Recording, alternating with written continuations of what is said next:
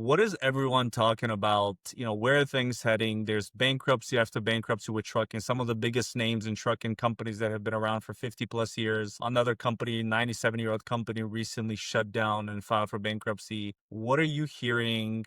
Who's optimistic? Who's pessimistic? Yeah, so from the freight market perspective, I think right now, like the hot topic or the topic that everyone talks about is like the non-domicile CDLs and FMCSA's kind of like recent actions to kind of like limit, non-domicile CDLs, which make up I don't know how much percent, but like I think like a few percentage points of the trucking market. So right now, there's been like I think an increase um, in freight just because, or freight volumes because of Yep.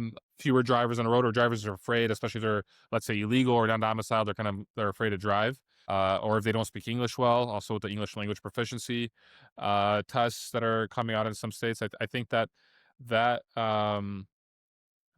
it might change the market for drivers that are legal and not non-domiciled.